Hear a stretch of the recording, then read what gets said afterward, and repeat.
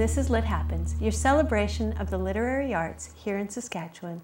Today, I'm very pleased to welcome Scott Parisien. Now, Scott is a screenwriter and a novelist. He's written 2 novels and a novella. His latest novel is To Taste Her Smile. Scott, welcome to Lit Happens. Thank you very much. So, Scott, let's start off just by going back in time, and why don't you tell me a little bit about what led you to want to be a writer?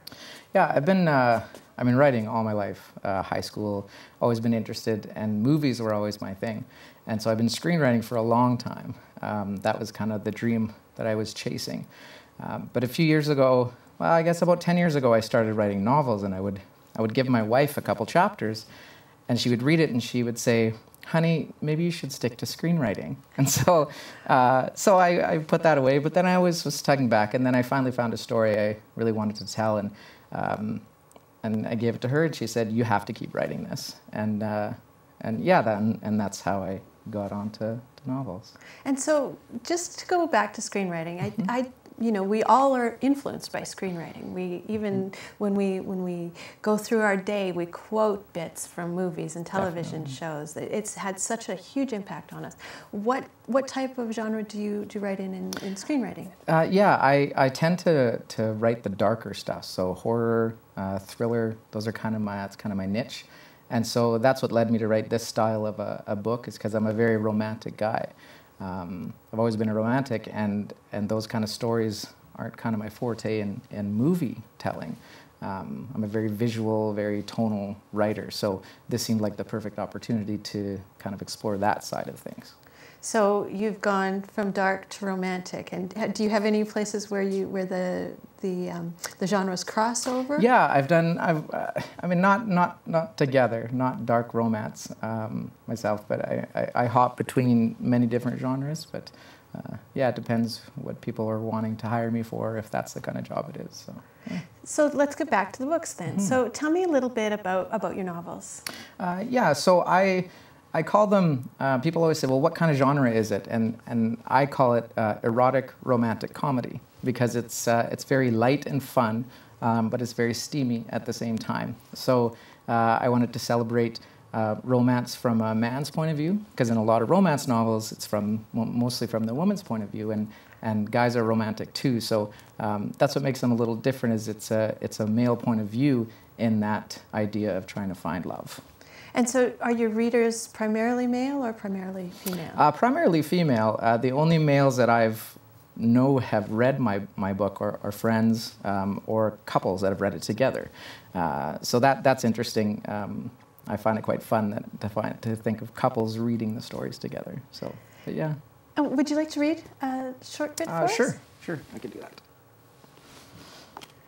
And so which book is this? This is my first one, and then She Kissed Me. She looked up at me with big, curious eyes, and it was then that I noticed she didn't have a speck of makeup on. Nothing. And she was as beautiful without makeup as she was with it on. The lines of her face were so well crafted, so smooth, so symmetrical. From the perfectly sculpted eyebrows to the cheekbones that rose just so, steering you up into those gorgeous eyes that bordered between warm gray and icy blue, where your glance would skate down the slope of her perfectly centered nose, plunging into the groove above her lips where you paused, until they pulled you in like a magnetic force. I put the tip of my finger on her chin and said, "The more I look at your face, the more I'm convinced that you are the most beautiful creature in the world."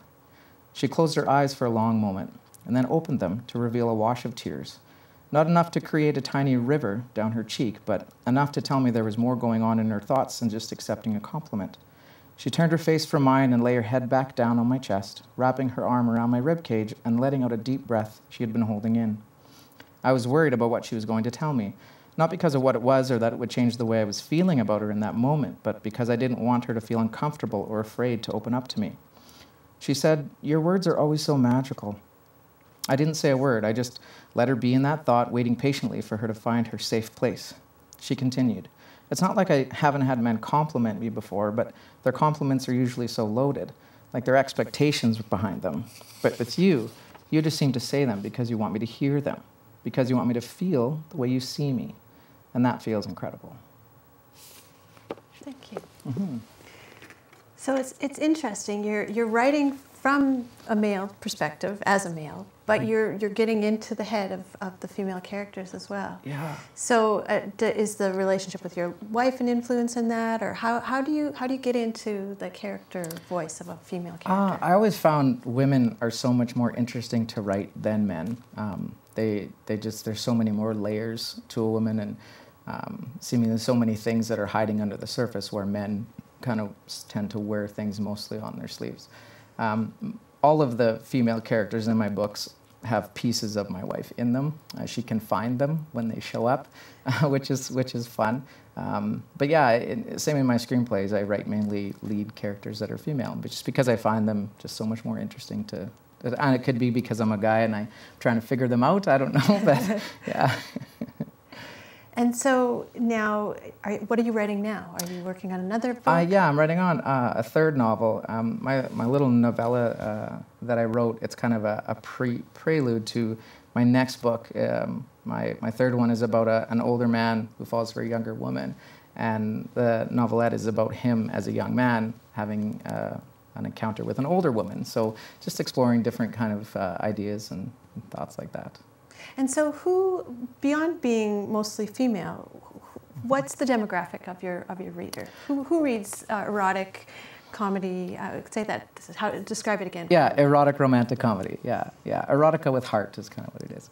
A little bit everything. I have, people who have read it have been really, they're constantly telling me how much they enjoy them, and they're excited for the next one, and they get them and they read them in a day or two when they get them. And so it's been exciting to see, but it's anywhere from 18 to 30 to 60. It's just anyone who's looking for a story, a romantic story that doesn't have the cheesy kind of Harlequin feel to it. It's a little more real world based, real people that you feel you know.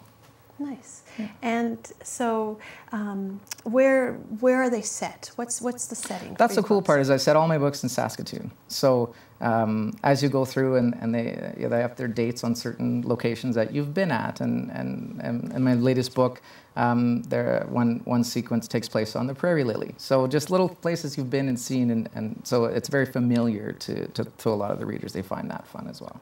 I always think that's fun. I like reading about places I've never been, but there's something special about finding when you can recognize a place that you sat and had a cup of coffee in a book. And I think that people from afar like to read that because no matter where you are, the other is exotic in some way. Yeah, exactly. And it was called Saskatoon, the Paris of the Prairies, right? So I thought, well, romance set in the Paris of the Prairies, it'll work. So. Yeah. Excellent. Well, Scott, that's about all the time we have for today. Thank you. So where can people find your books? You can find them in local McNally and Indigo here, and then online, regular places you'd find them online. So, yeah. Thank you. Thank you so much, Scott. Thank you. I'm Danica Lorer, and this has been Lit Happens. You can find past episodes by going to Shaw TV Saskatoon on YouTube. You can find me on Facebook or Twitter, or you can contact me at danicalorer@gmail.com. Thank you for watching.